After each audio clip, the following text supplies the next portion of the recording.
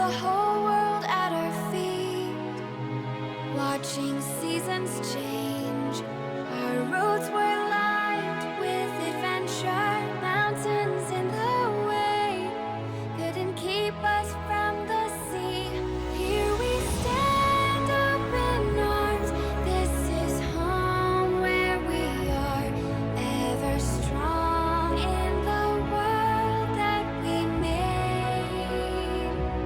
I still hear you in the breeze, see your shadows in the trees, holding on, memories never change.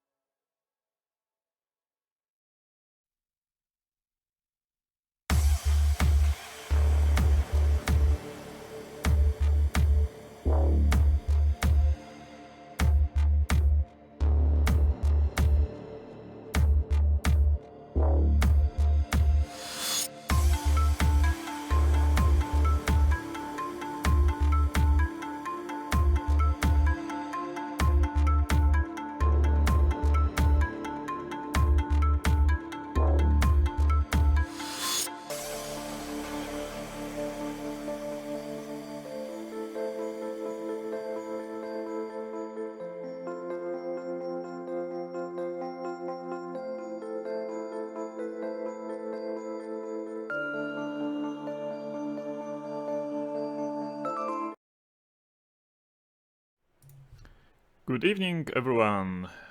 It seems we are starting on time. That hasn't happened for an age.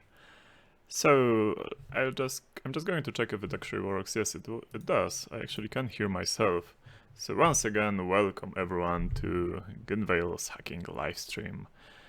As every week, Wednesday evening, today's topic is going to be it's going to be basically a review of a wargaming site, which is called rootme.org. Now, a wargaming site is, well, it's basically like the topic today is an answer to a puzzle I had. For example, I couldn't stream CTF challenges during the CTFs for obvious reasons, right?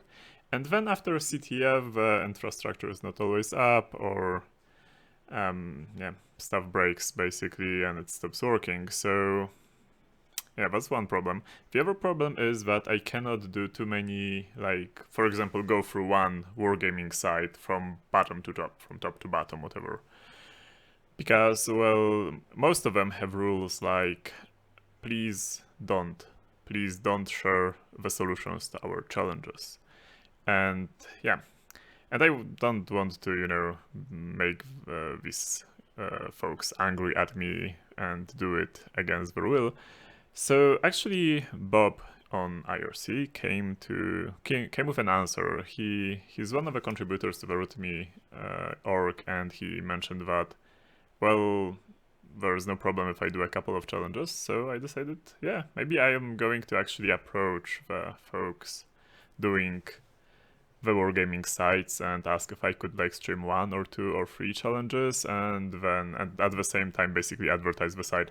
So this is the first instance of it. Oh, I see Bob is actually on IRC. Hi, Bob. Yeah. So that's the topic today. Now, today's moderator is KrzaQ. If you have any questions during the stream, then just let him know and he will magically let me know, and I will be able to answer the question. The questions also show up here in this scrolling bar at the middle.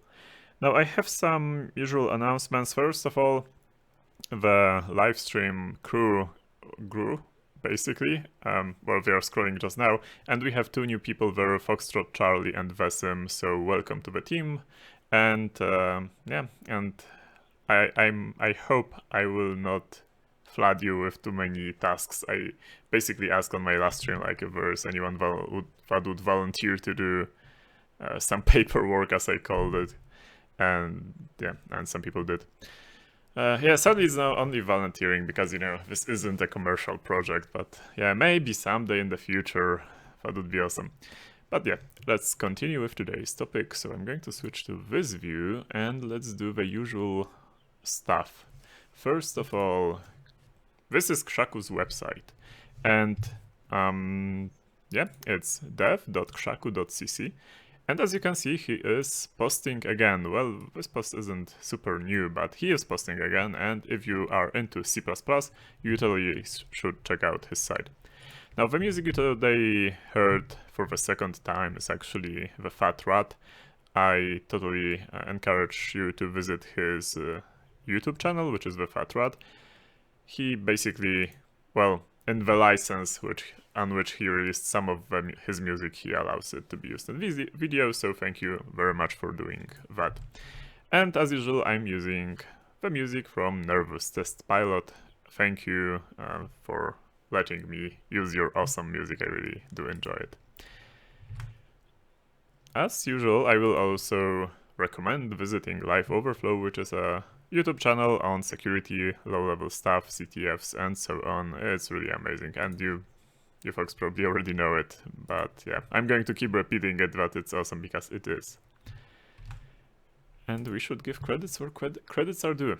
Same with Mormos CTF, his channel is growing, that's great to see. He does basically CTF streaming late at night for me, but probably if you're from another part of the world, it might be in more decent time zone. So totally check out Mormos CTF on YouTube as well, and especially if you're into security and CTF stuff. Now, on my last live stream, I did try to do can't see the Chrome tab title too much red. Okay, let's change it then. Yeah, I was experimenting with this, with the new theme on my Chrome, but if it's annoying for you folks, I am not going to force it on you. Okay, basically, on the last stream I was doing blind return-oriented programming. It somewhat worked, but in the end I had to give up because I couldn't find the problem.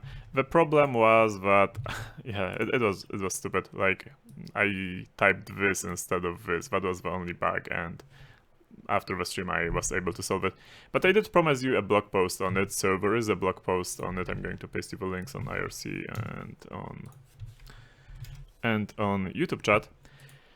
So yes, if you are wondering what went wrong and how should it actually go in an okay way, if everything would work, then check out this blog.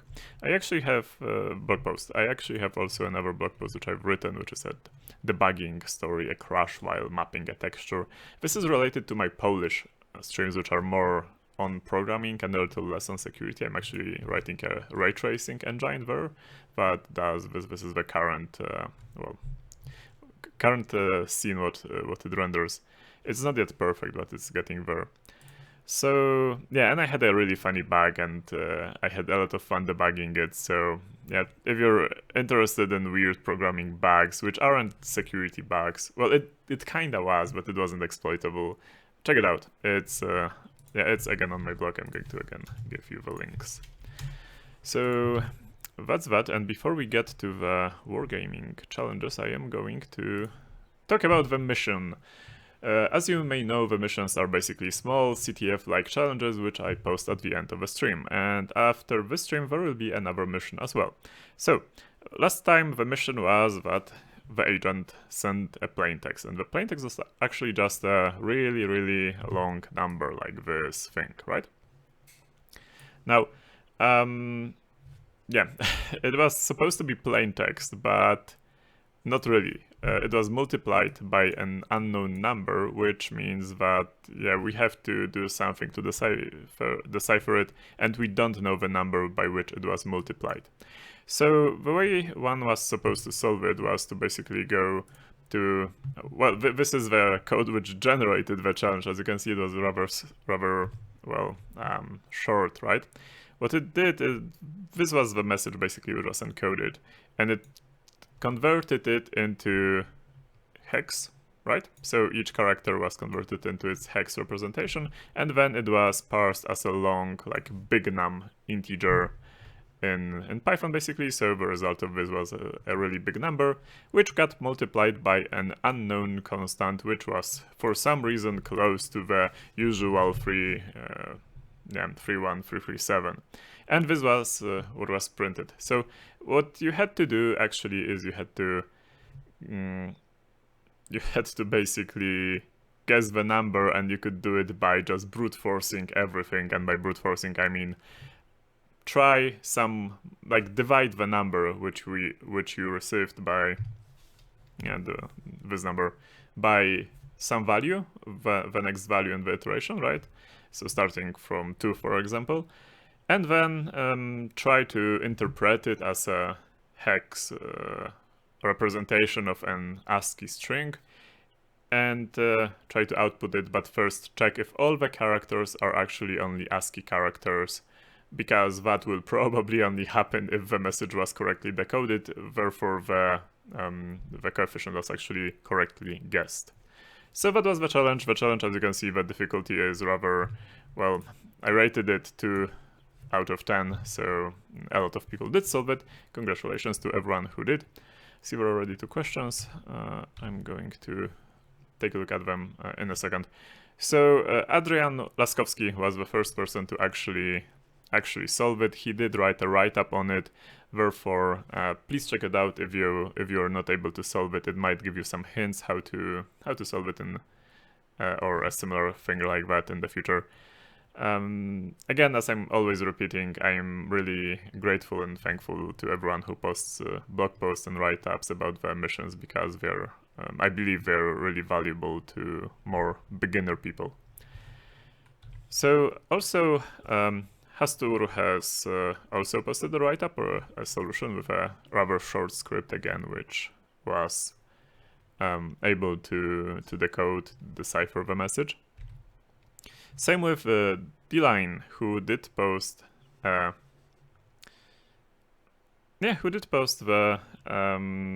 a solution. Now, this thing, which was at the end of the mission, it's my mistake. It shouldn't have been there. It was from the last mission, a mission before it, and I forgot to remove it. So yeah, sorry for actually like making you folks really suspicious of what's the problem. Actually, there was no plot twist. It was a straight up challenge. So going further, also Foxtrot Charlie did a write-up on his blog. This presentation, by the way, is linked in the comments under this video. It's already linked there, even if you're watching live. So you can go there, and all the links are clickable. At least I guess they should be. Yeah, going further, Artur Novak solved it as well. Congratulations. There's some code about it. Kevin did Władca Kosmosu, and Anon as well. They shared the code. Thank you for sharing the code as well. That's also valuable. Additional solutions, Gurali, who did find the correct answer as well. Congratulations, well done. So mission number 9 will be posted after this, basically when the stream ends.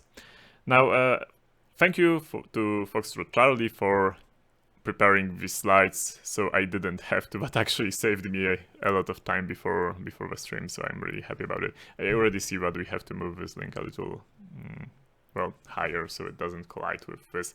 Yeah, we are still, like, trying to figure out how to actually make streams. Life is hard, yeah. So, rootme.org, this is the address, it's root-me.org. I actually did already register there. Oh, I guess I cannot well, this isn't English. I cannot enter this language. So, oh, I do speak United States. So since I speak United States, so I can use that.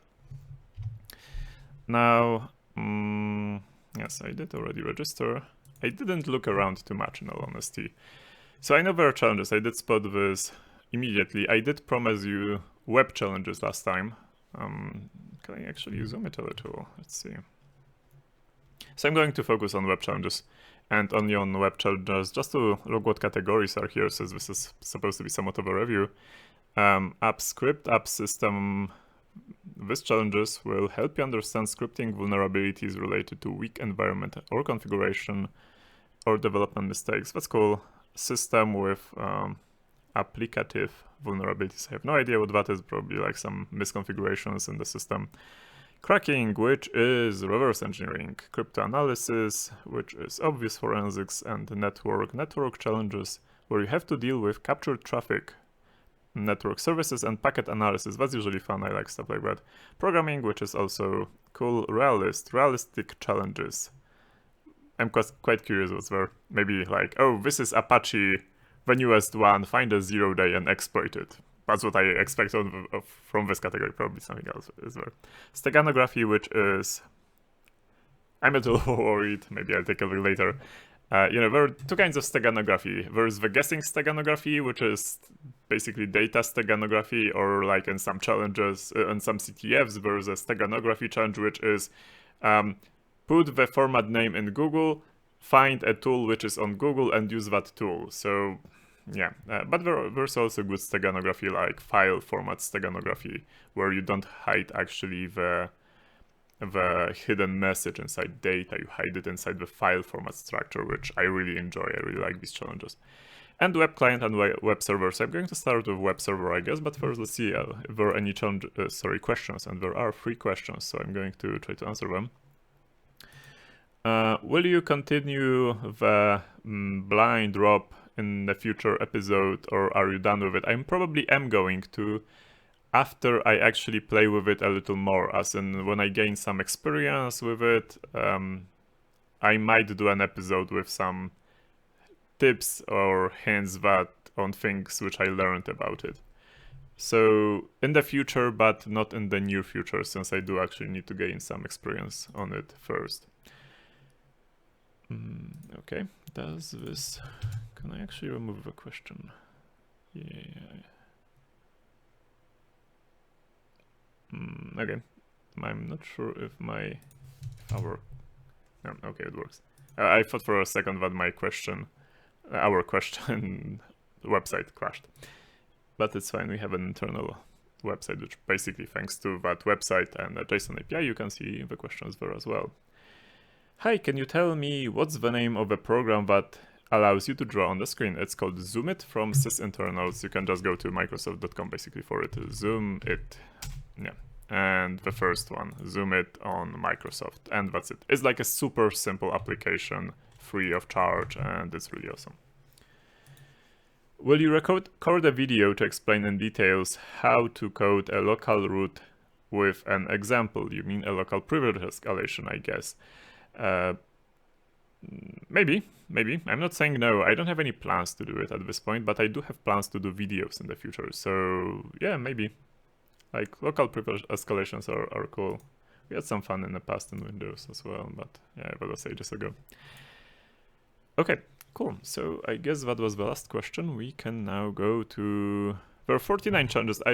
What I find amazing is how many challenges there are on this Wargaming website. Now, in all honesty, last time I did Wargames was when securitytraps.org was published. It's actually a Dragon Sector member runs it. Well, he wasn't a Dragon Sector member back then, but he later joined Dragon Sector. It was really fun. And there are, I think, like 30 challenges there total. So like seeing just one category with so many challenges, it's amazing for me. And before that, when I did Wargaming, there were usually like about 7, maybe 10 challenges on the whole site, but again, that was ages ago. I guess I keep repeating that phrase. So, number of points, I guess, is the difficulty, right? And what's the top difficulty? It's 80, and 80 is probably something really, really hard. So let's start with... I have absolutely no idea what does 5 mean. Does 5 mean like 50 in CTF scale, or does it mean 5 in CTF scale, or does it mean like 100 in CTF scale? So let's just start with that. It has only one solution, so I don't know. Maybe 5 means is like the scale is actually reversed, but no, the difficulty seems to imply that this is actually easy. Let's see. What does 5 mean? So don't search too far. Start the challenge and we can enter the password here. Let's do it. Perfect. There is the... oh yeah, I guess, yeah, I was told I am allowed to actually publish the solution to this. Okay, so I guess this is what 5 points challenge gives you. It gives you just the password to copy and paste. Okay, that's fair enough. You can validate. Oh, okay, I can do it here. Okay, yeah, so now I know to probably go to scroll down a little. Well, that's something. What do we have here? Register globals, 25 points. Let's do it. I didn't do register globals for ages now, and it's a middle level challenge. So basically, register global is a type of a bug where you have some global variables of some name, but they are sometimes uninitialized and sometimes they're initialized. And in PHP and older versions, you could actually set in the the get parameters here some variables, and they became global variables as well. So if the global variable was undefined, then well, you defined it, and once you controlled some values of some used later variables, it becomes really fun. Let's see if we can actually do something about this challenge. And I am going to launch Firefox with Fiddler. Fiddler is a web proxy like BRP or Zap. I just prefer Fiddler there is no reason, but the UI, I guess. Proxy is not working. That is because I am yet to launch Fiddler. Here is the Fiddler. Here we go. Okay, so Foxtrot Charlie says that actually Gurali did solve the first the missions. So there's a quick erratum on the missions. Apologies for that.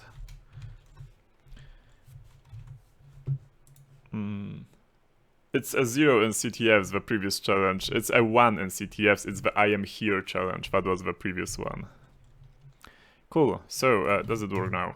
Yes, it works. And as you can see, there are already some, well, requests, obviously.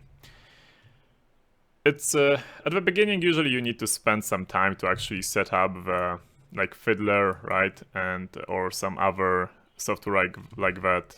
If you've done some challenges or you're into web security, you probably have it set up, but it's totally worth the effort. Okay, let's try, I don't know, password is ASDF. No, please do not save on this site. How do I tell you? Whatever. So ASDF, where does it even go? Is it a post form? I'm just going to look at the source. It's an iframe. So I'm going to, can I go just to this iframe? No, it's the external headers in the iframe, my mistake. So what do we have here? It's a post method, and the field is called password, and yes. Okay, this doesn't tell me too much, right? I just know that there is a post request. So what I can do is I can check if there is, for example, index.php. Is this file called index.php, or is it some other file? Can I even do it? Yes, it's index.php. I'm going to type some different name just to make sure that just every name isn't redirected to it. But I'm going to add s as PHP source. Maybe the source is available, it's not available, so I'm just going to do a different trick, which is I think it's like dot at the beginning and a tilde at the end. That doesn't mean that the file actually exists. It might mean that whatever name after a dot actually is forbidden. So yeah, I guess there is no no easy access to the source code unless there's a backup.zip. Actually, on like a real pen test, I did found backup.zip. I think maybe it's easier to find backup.zip on the real pen testing work than actually like doing the CTFs. So I guess we have to do it the hard way. I'm going to try with an apostrophe, like just a simple apostrophe, a quote, a single quote here, and never save. Thank you.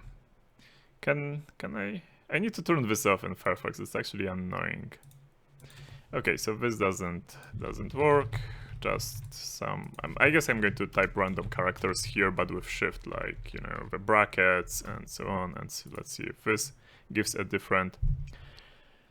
Yeah, a different result. It didn't. So okay. What can I do next? I can do a funny thing, where a funny thing is actually. Let's go to here, basically. And here I can find the post header, right? This is the request we just sent. This is my session on this, not on the root, not on root.mirk, but on the challenge website. So, okay, so yes. Now, I guess here we can, I'm going to try one more trick, but after I do it, I'm going to probably show you some, well, we're going to do some thinking, because currently this is not really thinking. Reply in Composer. Now I can actually edit the packet, which is really useful. So what I'm going to do is the post request. Here's the post. Here's the single quote, right? But it's escape, so I'm going to change it to ABCD. The content length is actually auto-updated, so I don't have to change it. But I'm going to add square brackets here. This actually tells PHP, hey, this is actually an array. Now, if the warnings are enabled, then sometimes it discloses some function name or a file name or something like that. So it might be basically useful to do it. And I'm clicking to execute, and this isn't going to appear in my browser, but it is going to appear here. So I will double click on it, and I'm going to see if any warning appeared here, but like I'm sorry, since the camera is actually blocking the view, I'm going to make it like this. Yeah, perfect. Now, well, as you can see, there are no warnings here, so that didn't give me anything. So now it's time to do some thinking about it. Okay, now I see there is a comment from Ref. I honestly recommend you to try BRP. It's much better than Fiddler for solving CTF-like challenges, even the free version using only the history and repeater as the rest editor. I did try actually BRP in the past. I did use BRP in the past, so it's not that I don't know the tool. Yeah, it's good, and I even had a commercial license for some time, but in the end, I don't know. I got more used to Fiddler actually for some reason, and it's enough for my needs. But again, it's a personal thing, right? Both tools are really good. Yeah, and I guess the difference here is that BRP might be better for me because you can script it in Python. That's actually Jython, I believe, I think that's called Jython, like Python running on the Java virtual machine. And Fiddler is scripted in C#, which I don't really know. I don't know at all. I didn't write a single program in C#, I think, in my life. So yeah, maybe BRP would be better for me, but it doesn't bother me too much. So now I'm going to do some thinking. I'm going to actually create a file, and I'm going to think what's going on inside the... So you might call it guessing, I'm going to call it thinking, okay? What's going on inside the application? It's probably something like this. If password is set, maybe not set, maybe there's something like this. Usually if this is a PHP global bug, it's something like this. If password is set, then if it's equal even to, and again, I'm not writing, I could write here something like this, but I'm not going to write it just to show you that it actually, in the source code, it probably looks like this, because the PHP in older versions did fill this out with data from post, from get, from, well, everywhere, basically. Well, maybe not everywhere. So yeah, if password is like some secret password, which I don't know, right? Then success is equal to true. And then we have if success, then we like echo, u1 and password. Here is password. Blah blah blah. So this is what I expect. Now I do not know the name of the success variable. It could be like maybe admin, like with a, you know, basically a $sign at the beginning, or it could be okay, or valid, or password as valid, or something. I don't know, but if I assume something like this, I can do, well, I can basically do some educated guessing. So yeah, I did say it's guessing, but it's educated guessing. How do I actually, you know, I made new shortcuts on my keyboard, so I'm still trying to get used to this. But the new shortcuts actually allow me to do this, like I can still interact with the environment here, so you should be able to better see what I'm doing. Therefore, first thing I'm going to check, what happens if I type a wrong password? Nothing happens, right? It's, I guess, just assumes that, well, I don't know what happens, but that doesn't matter at all.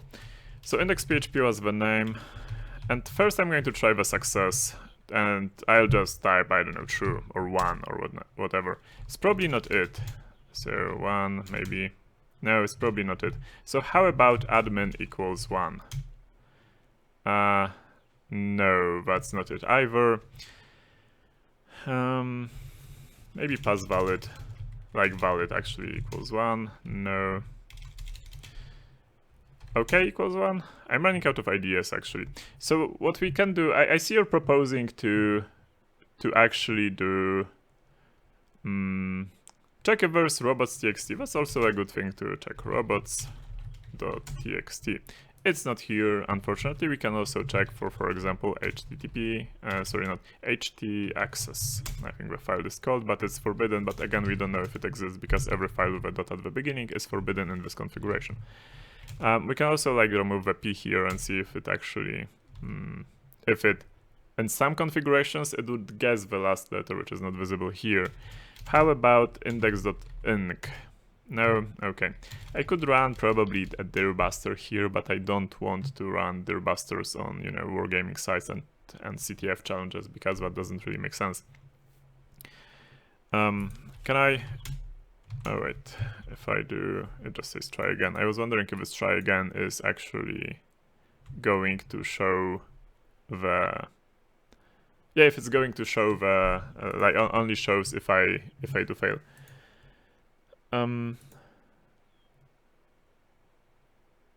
That's something new, you aren't writing with your mouse anymore. That's correct. I did notice that the program actually, if you press T, I can type. So yeah. Okay, and I don't see the questions again. Okay, here we are. Honestly, in this task, you simply have to run dirbuster or try some random backup names. And it's the intended solution. The intended solution is for me to run dirbuster. Okay, that's one way to do it, I guess. In honesty, I didn't try run dirbuster for a while now, so let's do it. Maybe it will be fun. If that's the intended solution, then why not? So I'm going to just download like some dirbuster. Yeah. Dirbuster of us dirbuster project, perfect. Now dirbuster is actually basically it's an application which has a list of common file names and common directory names and enumerates them. So where do I download it? It's an active project, I don't care. Source code of the fork is available here. I don't want this.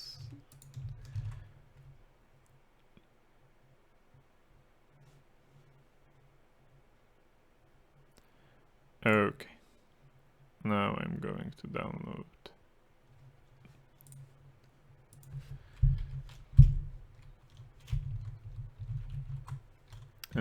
Okay. Just give me a second to download. No, it's still downloading.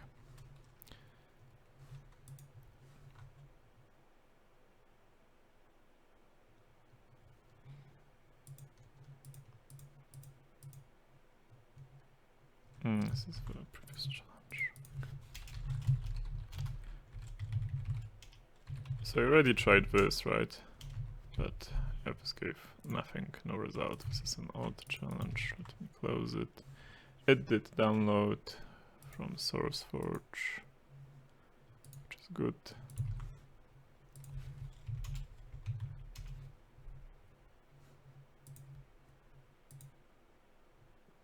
Oh, I do have some old version installed. That's surprising. Yeah, from 2000. Okay, so I'm not installing it. It's in Java. Perfect. My favorite language. How can I even run it?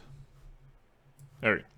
Here we are. I have Durbuster and I have some small or large names. So yeah. Let's do Java. How do you run a jar? I don't remember. If I do just Java dir. No, jar, Durbuster, something like this. I never remember how you run Java applications. Okay, this works, perfect. Oh, it's actually, I thought it was a command line, but it's not command line. Target application, so the target application for me is actually this side.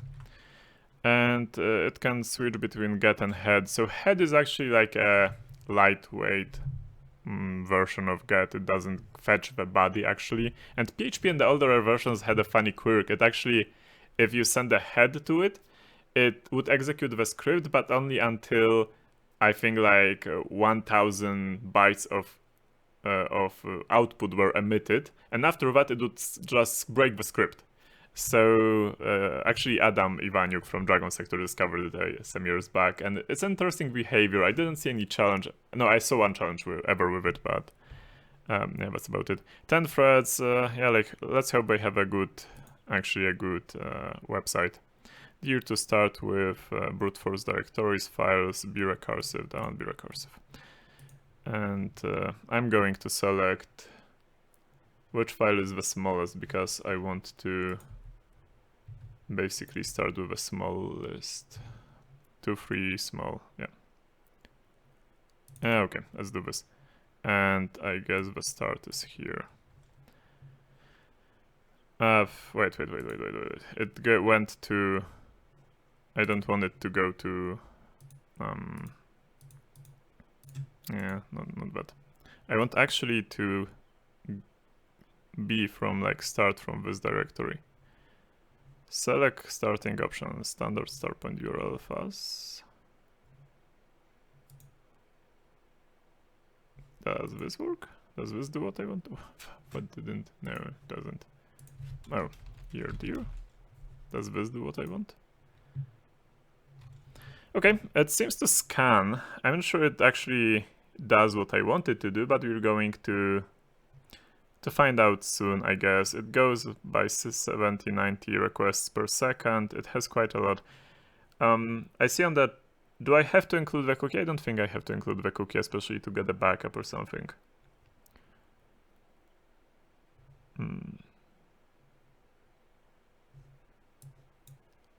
Okay. So here it says that it, yeah, here is actually showing what directories is it checking. How multi-threaded is it? Like 20 threads or 200 threads? I'm running with 10 threads. That being said, I could run it with way more threads. I'm not sure I want to do it actually. Okay, so let's do it like this. I'm going to look at another challenge. I'm going to let this run.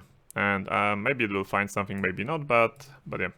Let's look at another challenge in the meantime before this is finished. So let's look at something else. I hope other challenges don't actually require me to run a Durbuster or guess things. Local file inclusion. Local file inclusion is always fun. Let's do local file inclusion then. Okay. If anyone knows this challenge, just let me know if it requires... If it does require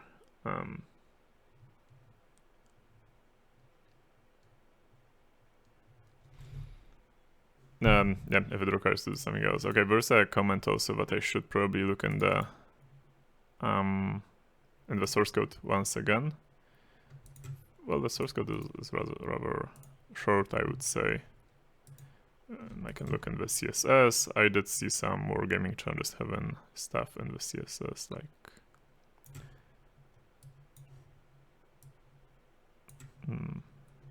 no, I don't think there's anything interesting here. Okay. I'm going to leave this again, and I'm going to do this challenge now. Start challenge. Perfect. File viewer. I like it. Let's find anything? No, nothing yet. So the file viewer has some files there. Oh, perfect. Yeah, I guess this is going to be rather easy. There is probably a directory and probably the name of a file, and I can just view the file. I guess the question is, can I actually view? Can I click the admin? Oh, I can click the admin, but I need to log in, and it's a restricted area, as you can see. Yeah, something, and I can go here. So the question is, can I actually like do a dot here to actually see what files are available here, and whether I can actually do. So these are directories, these aren't files. If I can do something like, where does the admin lead, by the way? The admin leads to /admin, so is there an admin directory? There might be an admin directory, might not list. What's the behavior if there's a directory which actually exists but doesn't exist? I don't know. Anyway. So what about like the directory on the top? There's files, so the admin is actually on the top, so I'm going to enter it, but it tries to enter it as a file, and what I want to do is I want to enter it as a, basically as a, well, directory, and there's the index.php file here, and it actually has some code in it, which I should take a look. Oh, so this is probably the password to admin. I'm going to just check it, admin, and then this. Yes, and yeah, that was the challenge. Anything here? Nothing yet. So let's let it. I'm going to let it keep running. Okay, given that that was 30 points, I'm going to be a little more bold, and I'm going to look for a different,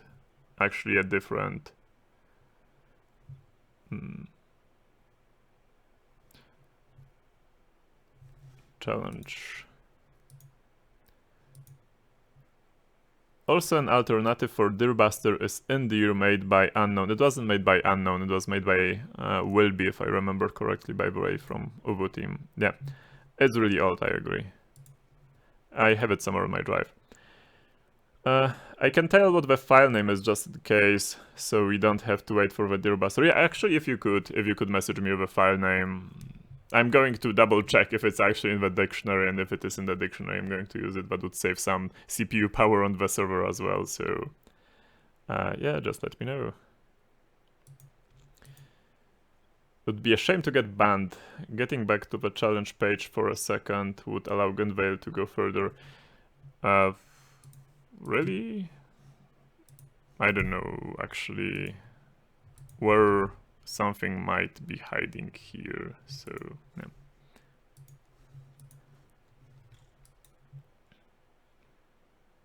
Okay, let's do a different SQL injection. There's a request on SQL injection. Let's do SQL injection. SQL truncation, SQL injection. Is there any time-based blind or filter bypass? File reading. File reading should be easy. Though it should be also like engine specific. Let's do blind. Blind is hard, which should be more fun. Okay, so I got the name, not by Deerbuster, but by folks in the chat, of the backup file, which is the back. So let's finish the earlier version. Thank you for like giving me the name. I'm going to actually look at if the name is inside the... Is it here? No, it's not, so I wouldn't find it. It's not in the second dictionary I have, neither the third. I probably need a better dictionary. Yeah. Still, that doesn't really matter. I downloaded it. Now I need to actually figure out... I'm going to stop with Deerbuster so that we don't get like IP banter or anything like that. Stop. I wonder why the Deerbuster doesn't have this name. His name is somewhat obvious, I would argue. Okay, and this is the file which we got, and it's not the SQL challenge yet, it's the previous one. So we have, let's start from the end. This is the global part.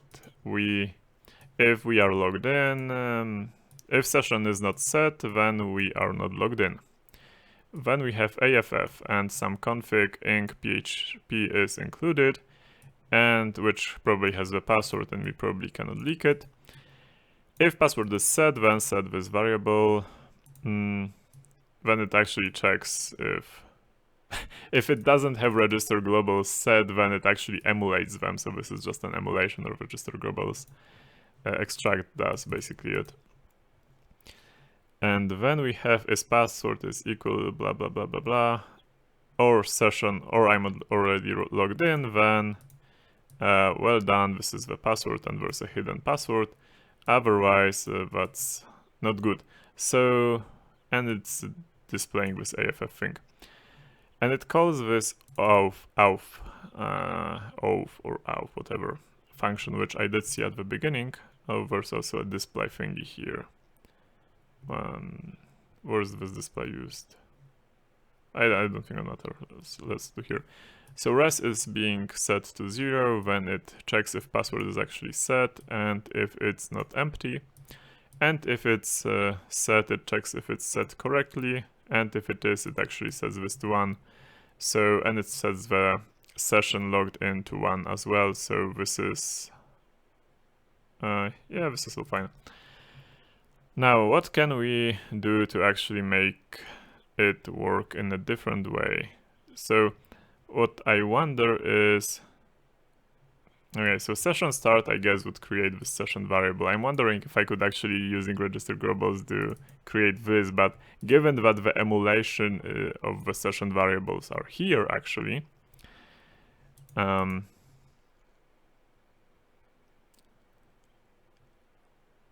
then I don't think I could actually use this trick of like overwriting the session variable. So let's see what's happening then.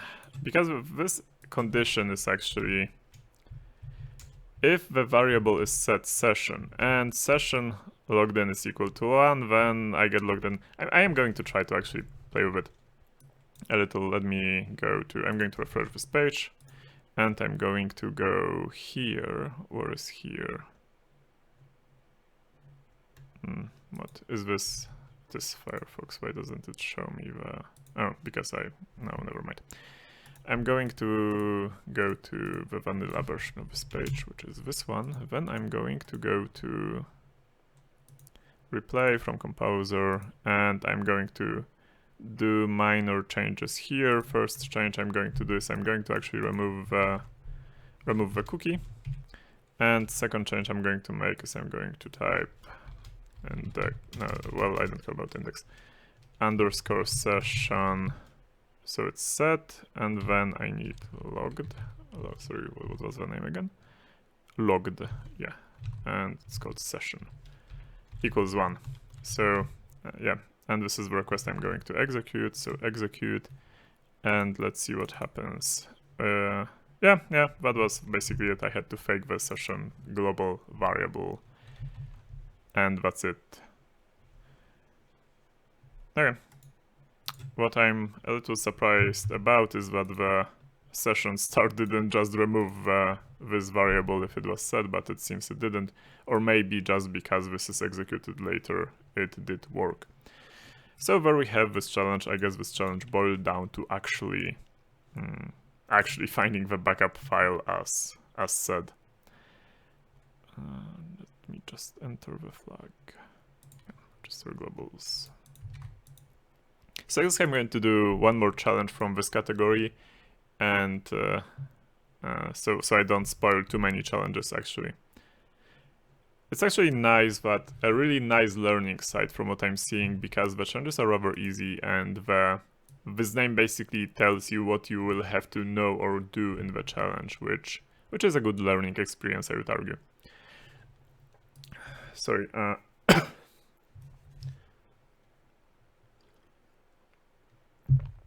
Can I please say a few sentences on OS and why is it important? That's from PyPony. If you could actually let me know what do you mean by OS? Is it like open source or is it operating system? I could tell you all about why an operating system is important, but I'm not sure if that's what you mean. So just let me know what do you mean exactly. Override hidden underscore password.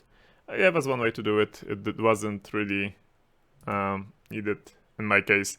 Dohan says that logged equals 1 should work as well. Yeah, maybe. I guess yeah, it's like a CTF, whatever works, right, in the end.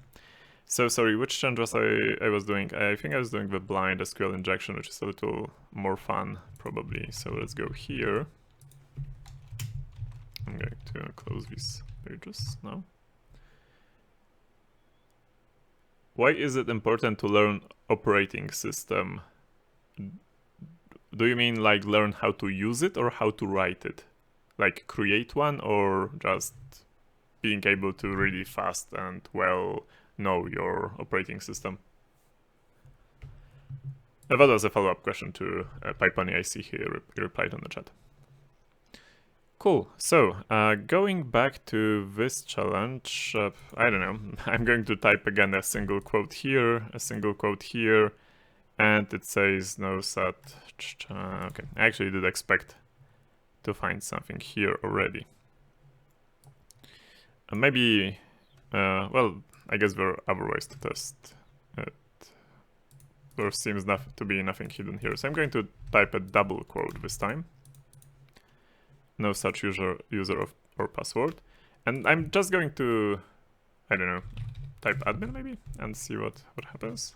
Admin. Nothing important happened, as expected, I guess.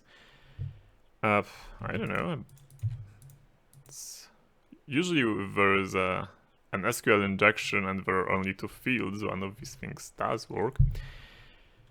I guess I can do like a standard or 1 or 1 equals 1 or 1 equals and see what happens.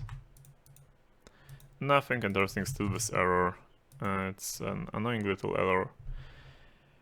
Now this error could actually be showing up. The script could be constructed in such a way that the error is actually showing up even if the SQL actually throws an error. I mean, okay, so the follow-up question is, I mean to learn the fundamentals of operating system. Why is it important to learn? I still don't know if you mean creating a new operating system or like fundamentals of Linux or fundamentals of Windows. Yeah, the errors might be suppressed, I agree. Well, one thing I forgot to check, is it actually post or is it get? It's post. So let's go here, and it's a get. Just replay the request.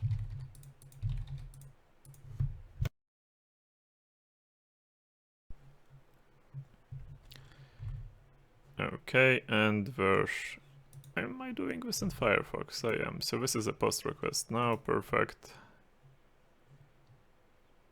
And now I need to... I'm going to just check just in case. If there is like a .back file this time as well. No, there isn't. That's at least that. Replay from composer. And perfect. What can I check here? I can start with my favorite arrays. I can change both of these into arrays just by adding, you know, square brackets, and let's see if it gave me anything. Yes, it did. Perfect. This is exactly why I like this, because a lot of functions in PHP are throwing warnings. So okay, expects L to be string array given in challenge blah blah blah on line 34. So at least I know that there is this stri pose being used for some reason. What's this function? What does it do, by the way? Expected parameter L. Well, at least I know something. At least I know that the file has at least 34 lines and it uses this I, which is probably like case insensitive or something like that. I have no idea what this function does. Let's see.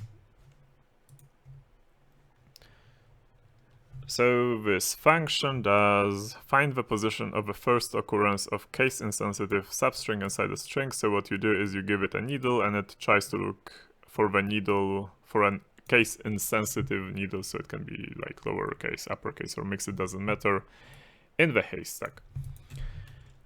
Is this some kind of filtering then? For example, what does it actually look for? That's an interesting question. And was it the user or was it the password? So I'm going to check, basically do the same which I did from the composer again, but I'm going to first start with the password and do this, and then I'm going to do the same, but only with, but only with the user. That's what I mean. So yeah, in both cases I get the same error, so maybe it's like actually being run on both of these.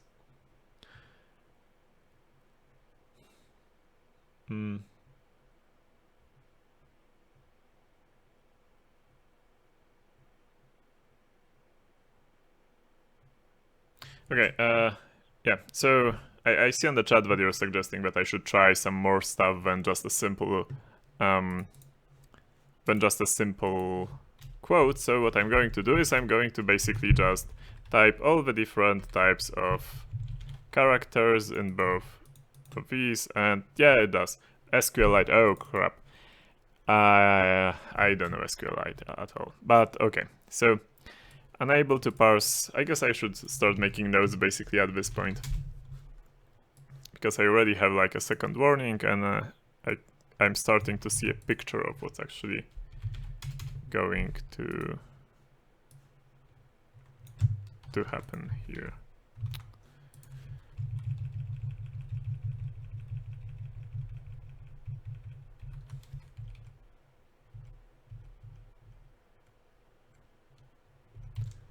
Okay.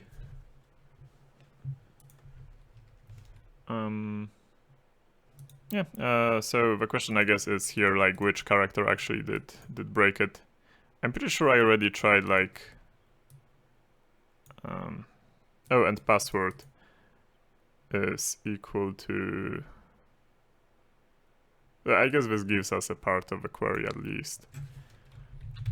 So it seems that this does break it. I'm going to try the single quote again, but without the single quote in the password this time. Maybe that was my mistake in the, like, previously. I don't know, maybe 2 single quotes? No, well, is it not the single quote? What is it then? It's not like this. I'm going to try it without the double quote. And yes, it does say more warnings, unrecognized token. Sorry, if I do this, does it actually treat it as a comment? That's quite funny. That might not be it though. Maybe it doesn't have any stuff like that. So what I'm going to try, I guess, is... And I mean, it's pretty obvious that probably the problem is inside the... maybe both the user and the password. What can I do here? Again, I don't know SQLite. That's probably going to bite me. Let's just try. Does like a double dash comment work? No.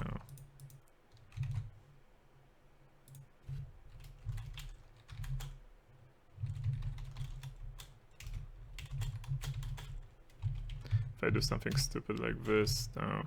It doesn't like one of the characters. If I just paste these characters without the quotes at all, what happens? Just in the login, let's say. Oh, it requires both fields to be filled. Then it doesn't do anything, so I'm going to include the single quote and ASDF in the password, and it doesn't like the... I'm trying to imagine what kind of a query it is, right? Well, I'm pretty sure the single quote is important there. So if I do a single quote and ASDF, does that give me... Okay, so single quote, and I did 2 single quotes, and that was probably my problem at the beginning. I shouldn't have done it. So therefore, yeah, it's just a normal... Yeah, I should have found it like ages ago, basically. this means that the query is probably like this, and here goes the username, and here's and password is being equal to password. So let me try something else. I'm going to type ASDF here and put a single quote in the password, and that's also a similar problem, which is fine with me. So I already basically know quite a lot. Now, what I probably should do is I should figure out how to... It's not time-based, right? I think there's another challenge for time-based blind SQL injection. So I guess I can try to do some... I need to figure out a way which will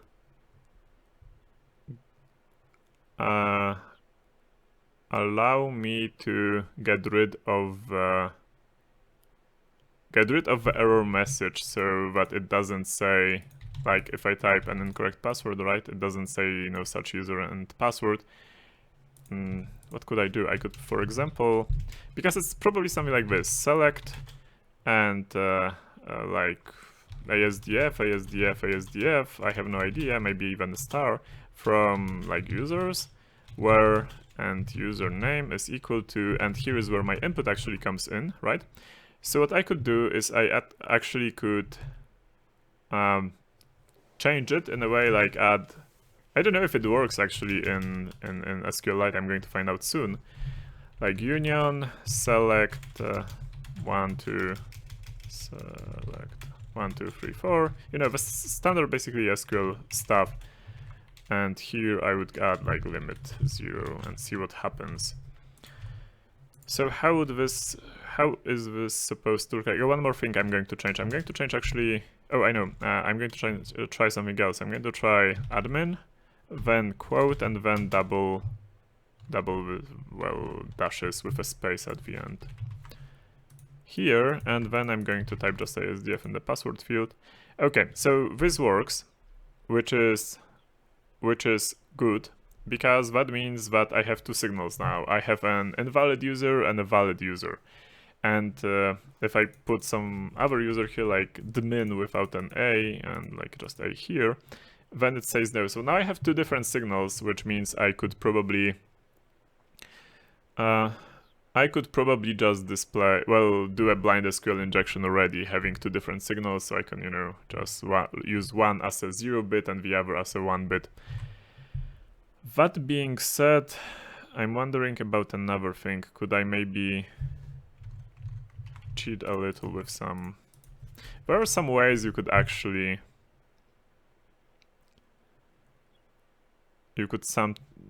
Oh, for example, by the way, is it case sensitive? Yes, it is case sensitive. Okay. There's a question. Please move. Okay. Yes. My apologies. Oh, okay. So, the follow-up question on why is it important to learn, I guess, the internals and fundamentals of an operating system. It starts getting important if you're into, for example, low-level research or security research of the kernel or of local privilege escalation type of bugs. This is where it's important because you basically need to understand how everything like that works to be able to find vulnerabilities in the kernel and vulnerabilities in the related to some mechanics in the system which are rather not well known. Like, I don't know, some decom RPCs or in Windows or some other stuff. So basically, that's the answer.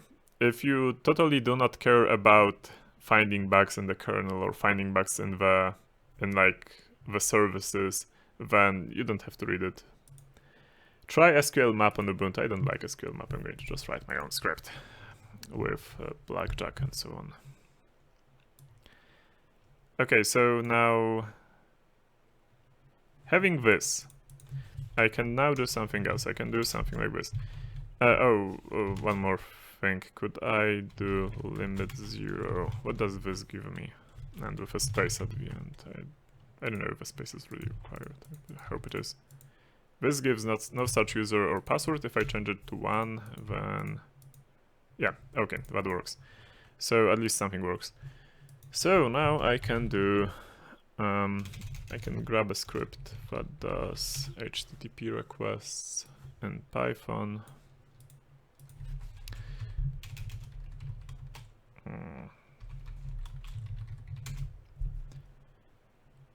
Requests for human. I always use this, so I'm just going to stick with it, because why not? Get, post, okay.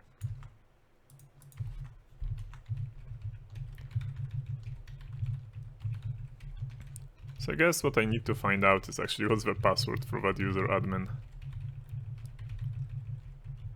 I'm wondering if I can do one more thing.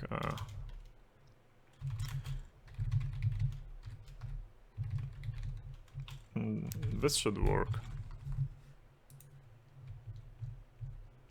Though it might do a different funny error. Yeah, there is another user which is called user1. It's might be useful to actually enumerate the users, like, and now do, and username not equal to, what's the not equal to, probably this user1, yeah. Yeah, there's admin also, and not equal to admin, and let's see if there's even another user.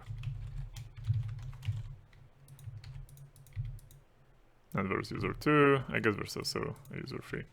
But I guess I am not really... could I wonder if I could actually change the username to... right, what about the union? That's a good question. Let's check that union now. Limit 0, union, select 1, 2, 3. I don't know how many fields there are. And obviously the 2 dashes at the end to comment out everything which is after that. Injection detected. You know about this pause? My guess is that they are detecting union. So let's do something like this. Let's do a username union and the password union and the injection detected. So we cannot do a union because they are actually have a web application firewall like filtering. Okay then.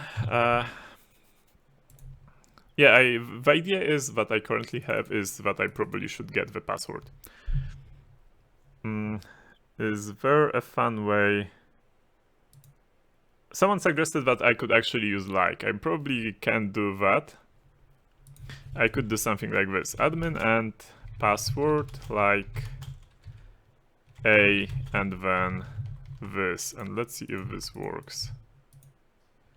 No such user. And now I can enumerate actually. Or I can just do this and see if this works. Yeah, this works. So yes, I'm going to do a blind SQL injection with like. Because why not? Just encode union and run eval. Is there eval? Really, is there eval in SQLite? SQLite. Again, I do not know SQLite. I have no idea about it. I'm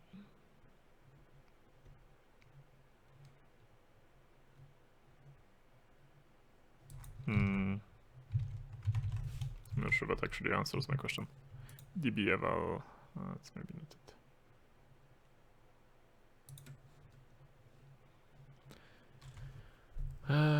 That's probably not the eval I want either. I don't know, we can check like this and user name equals, oh sorry, and username or eval and then a string here like admin.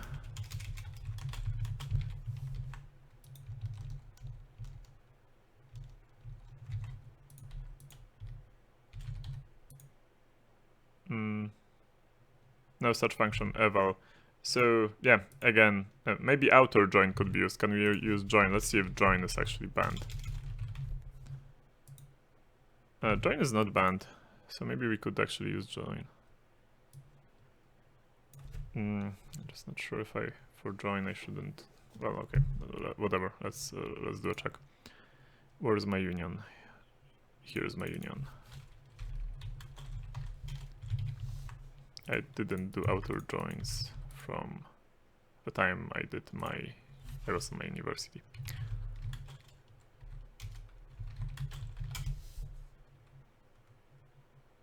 Oh, there's actually something called full outer join, okay. And I do not know how many columns there are. Your full versus syntax error, what?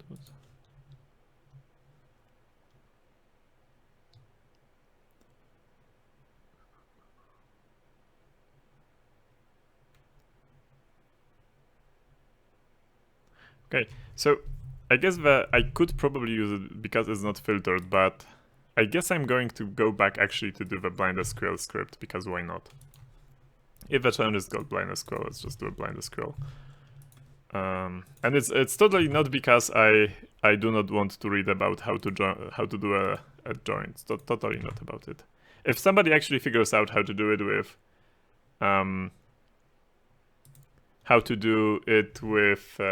with a join, then please let me know in chat. I'm going to show it at the end. Can I do unhex? So there's another question, if I can do a bypass like this without this. There's an unhex. This, in my opinion, should not work. Just because the parsing is done in a different place. Yeah, so it doesn't work. And I fully agree, it probably shouldn't work. So yeah, but again, this is probably such an easy task. It would be a shame not to do it in using like doing just blind SQL injection. Okay, so what's this? Is it HTTP? It's HTTP. There was a couple of times I didn't notice I had HTTPS here. Maybe union with so Dohan suggests doing something like this. Uni on. Now I did use this on to bypass some IDSs, but usually this works only for it works as a space, but not necessarily in the middle of the word. We can try it. And yeah, there's a syntax error because it's actually a token breaker.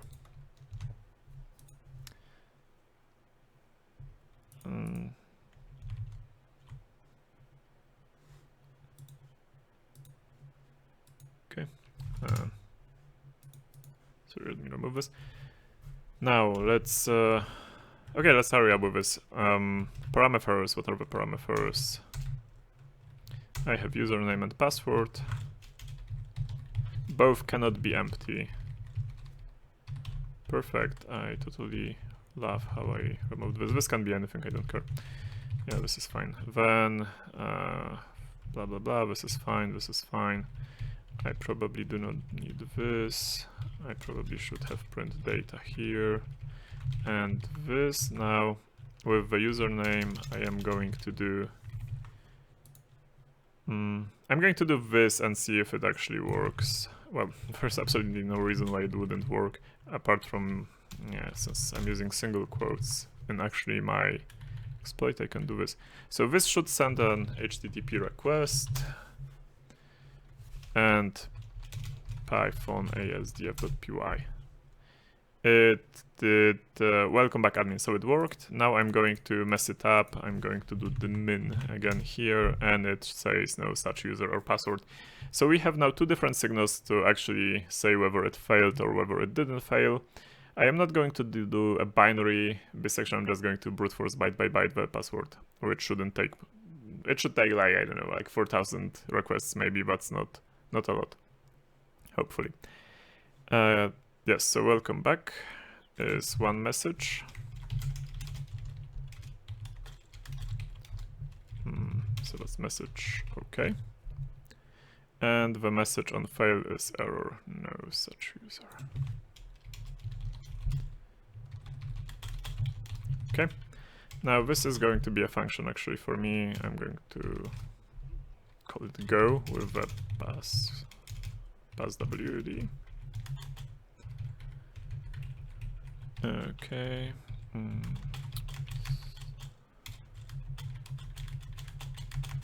It does one single request, and the password which I'm going to send is going to be password like, and passwd will be included here. And this is, you probably know, but this is just like an asterisk in regex. Like, this could be any other character after it will match to this. And now I can just look for the first letter at the beginning. So my password, passwd, is actually equal to an empty string. Now for, I'm probably sure it's going to be, so it's going to be faster than 4000 requests. Actually, my alphabet is going to be, I probably shouldn't. Yeah, I don't know what the alphabet would be, so I'm going to do something like this, CHN.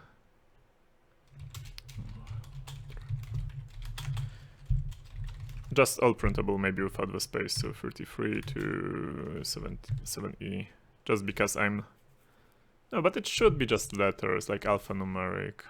In all other versions, just does alphanumeric, so Python string alphanumeric.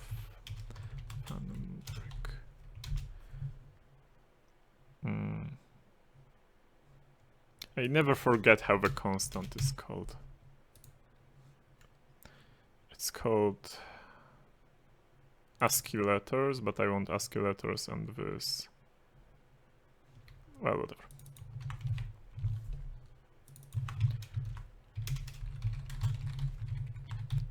Okay, perfect. Now, so again, I'm going to define actually my alphabet. So it's going to be string dot this plus string plus ASCII letters is actually lowercase and uppercase, and I also need digits.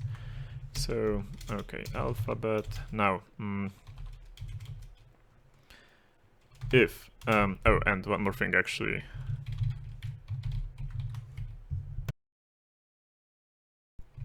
Apologies. If data contains,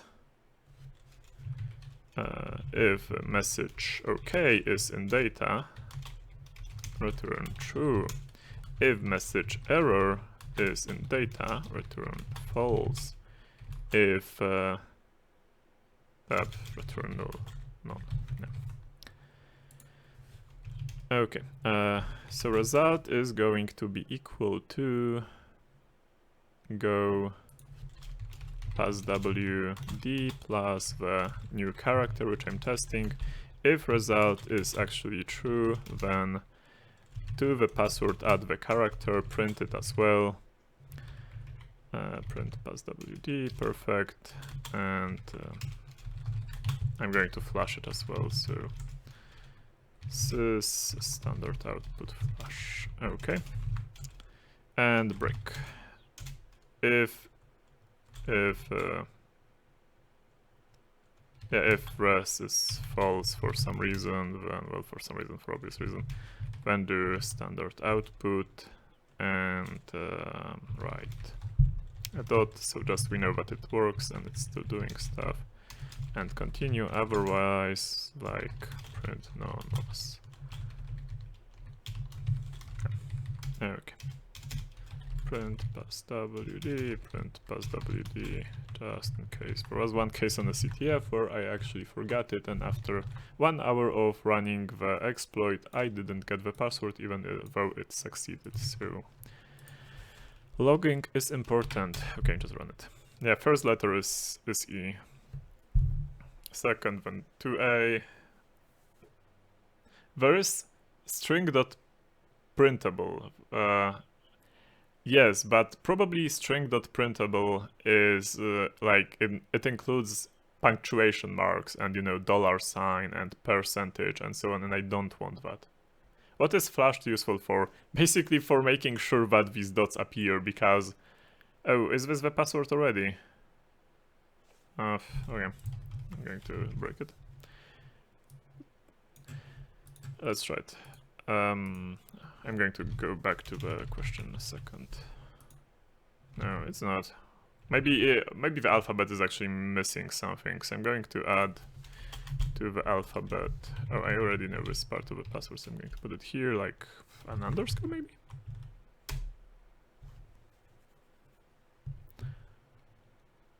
No. That's rather interesting. Should I go for printable then? Okay. Is it? Yeah, it's punctuation as well. So let's do punctuation, I guess. Oh, maybe it's a dot here. Sorry, I'm going to add a dot, comma. I guess I'm going to add stuff manually.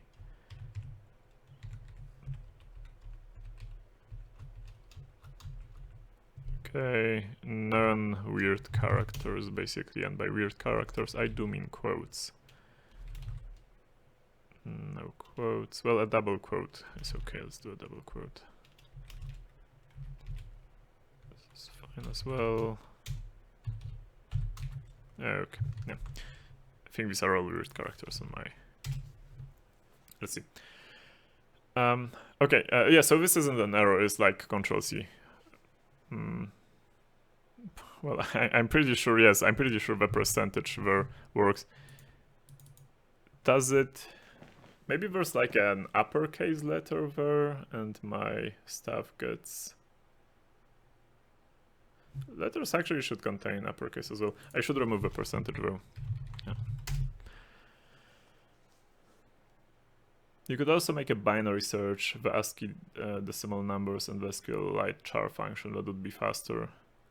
Yeah, I could, I know that, but it would be slower to implement. Even if something actually is going to run for just a few seconds, then I don't mind. I'm going to now look for the password from behind, because if this doesn't work, let's just look from behind.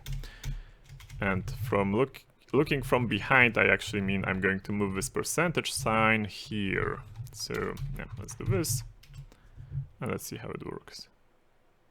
If it gives me the same, oh, this won't work. This won't work because I need to, yeah, I need to actually change this to SCH plus. Perfect. Okay, so what? Okay, so I think ABC actually solved the riddle, and it confirms what I thought, is that this is actually the correct password, but I do not know the case of it. Because, you know, there could be... Wait, I did fix the bug already, why doesn't it work? Then, oh, yeah. My bad. Yeah, I just don't have the right casing. To go back to why flash is needed, basically this tells the console, please write a dot here. Now it doesn't tell the console that, okay, yeah, it's the same password. So we have a correct password, not the casing. So I'm going to go for, like, get the correct casing in a second. Yeah, so again, the flash basically, if we output a dot to the console, it probably won't get flashed and displayed on the console, because usually like C library and Python library and so on might have buffering, which means that it waits for some event to actually flash the data to the console, so it outputs everything. And usually the event is, for example, end of line. So you do end of line and it flashes everything. On Linux, it actually depends on whether you are doing, whether the output, the console, is a pipe, or whether it's, well, a pipe, a socket, or whatnot, or whether it's actually a terminal device, a TTY. In the second case, after each enter, it does a flash. In the first case, it does a flash, I think, after 1 kilobyte or 4 kilobytes. I don't remember now, but something like that. Yeah, I'm going to brute force it because obvious reasons, right? So yeah, I don't need this too much. I guess I'm going to take my password, and my password is going to be now something like this.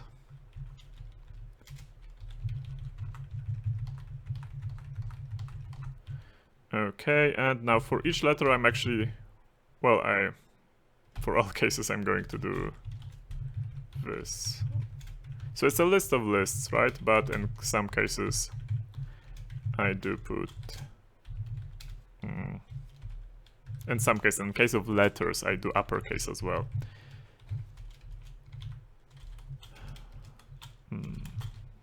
Right. Okay. And now there is the Python iter tools thingy, which will just do, which one is it? Oh, this one, product. I think it's product. No, it might be not product. I never remember which one is it. Maybe it's wait, maybe it's just iterate or something like that.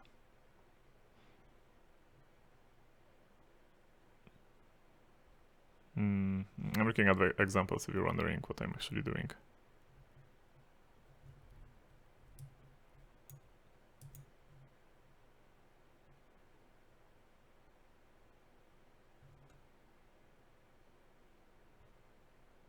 I'm probably going to write it faster than myself, actually.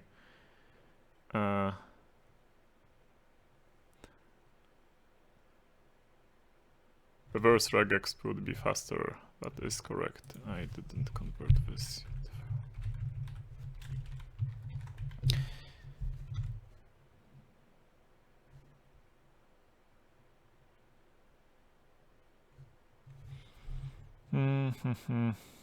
I need to learn this library at some point.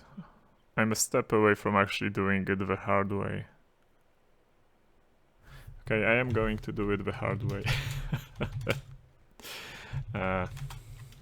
Yeah, just so you know how to actually implement something like this.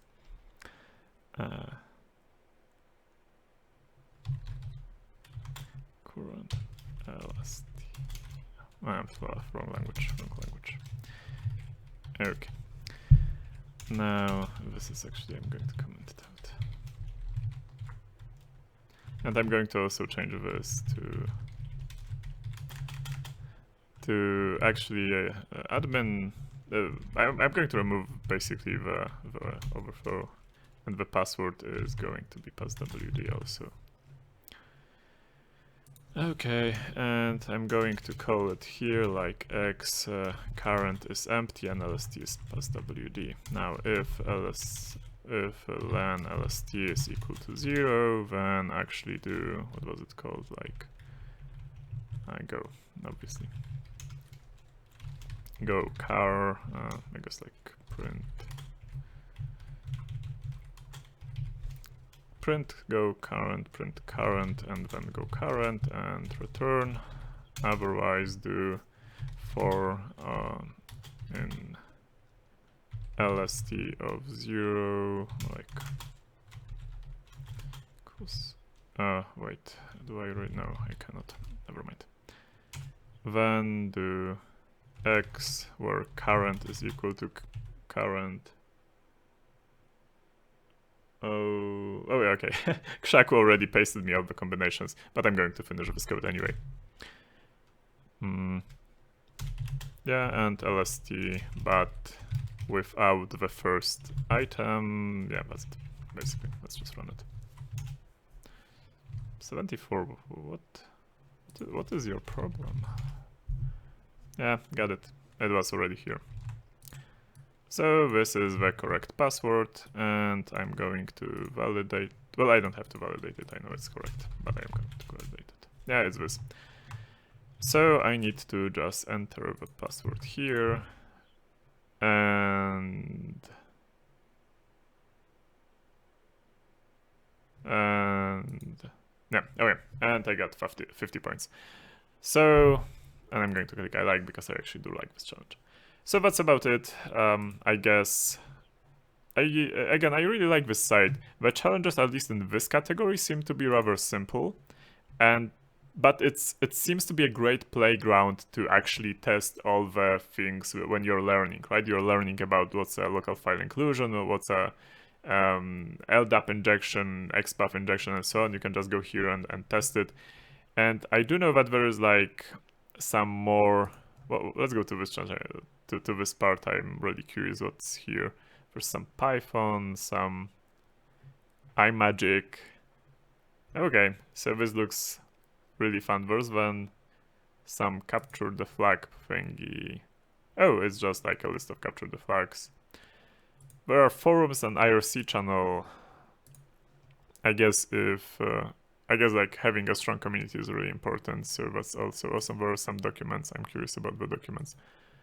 The documents do not seem to contain anything. Then there are some legal information, the sponsors as well, the team. They actually do have sponsors. Then there's the team. Okay. And there are some... Oh, there's a nice list of tools. That's really awesome. So, totally, I enjoy the site, in all honesty, so... Yeah, take a look, rootme.org again. I guess you can donate if you like them as well. I did see some here sponsor you. You can make a donation. So this is actually, yeah, it's worth donating as well. So that's about it for today. If there are any more questions, please ask them now. Otherwise, we will be finishing up the stream.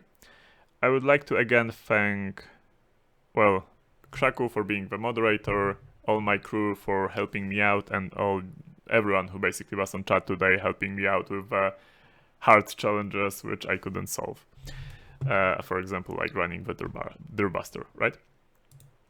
Can I open my notes once again? I'm actually going to post both my notes and the script on my GitHub page. My GitHub page is like github/gunveil, and if you go here to stream-an, I try to, if there are any like scripts created, I try to post them here, and there will be a new directory called o26rootme.org. So this will be here. Next topic. Oh, actually I have an announcement. I totally forgot about it. I did chat, well, but no, it's like this. A person approached me basically who is a really good specialist in Windows kernel debugging and Windows kernel, and playing basically with Windows kernel. And he proposed doing a couple of streams on my live stream. So basically at the beginning of August, so next month, in like 2 weeks, there will be, I think, 4 streams about Windows kernel debugging made by a guest. And that should be really fun. So yeah, there's that. Okay, I guess I can open the notes again as well, because why not?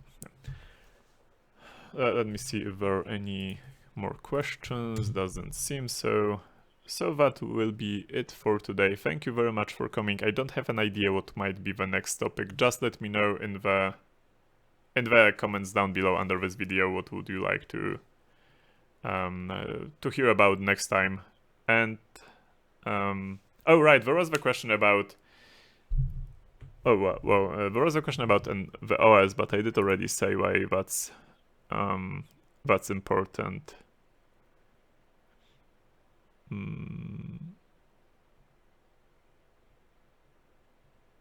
Oh, okay, so I'm going to explain once again, just like I'm going to spend 1 minute once again what happened here in this, what did I do in this brute force at the beginning. Basically I used the something functionality, and this worked the way that if I did have this part correctly, this percentage symbolizes anything which is later on. This is good for searching if I know the prefix or the suffix or of something, right?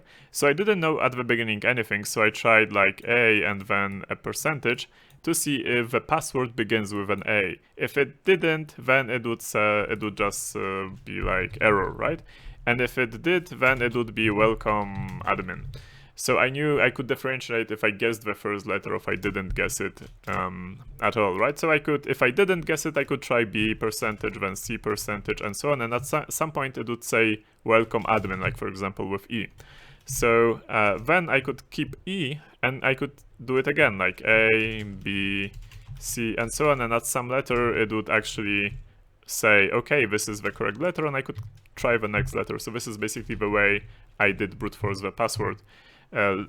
Letter by letter, that's why it was actually rather fast, right? So that's one thing. And then I did brute forcing by basically having this, well, for each letter I had a version of an uppercase and lowercase of a password, and using this small recursive function I generated all the combinations and tested them all without any injection, just normally passing them to the through the form, right? And it turned out to be actually this variant. So again, that was it. Please talk a few sentences about AI and what jobs are at risk, like dev, security, etc. That's a cool question, actually. So artificial intelligence currently is rather stupid. It's not really intelligence yet, but it's getting there. Currently, there aren't too many jobs at risk. The jobs might be like if you were hired as a person who was given a set of images and was transcribing whatever was on the image. Like, for example, if you get an image of like a house and I don't know, a car and something, you would write car and house and so on. So this is what the AI can do now. The AI can also do some creative, not thinking, but approach to, for example, the AlphaGo, which basically took the Go community by storm by winning big time in a couple of huge events, right? Yeah, but that's like it's a huge problem mathematically, but it's a simple problem which can be constrained and easily used in an AI. I guess AI could also be used to parse, like if you write something or say something, it could be used to transcribe it or maybe try to understand it and so on. So this is currently where the AI is, or if given a moving robot, it could try to balance the robot in a specific way. This is what the AI is currently good for, and it will still take time for it to be used for anything more that a human could be actually not used there at all, because AI is cheaper, especially if we talk about programmers, developers, hackers, and so on, and engineers of any kind. I mean, I do not expect AI to be to basically be a substitution for a human in the near future. So that's about it. Yeah, about AI basically. It's a good tool, but and its security is actually not really useful at all at the moment. So we'll see in the future. Currently, AI and security is just, you cannot do anything with it basically. Yeah, but that's at least my understanding of the situation.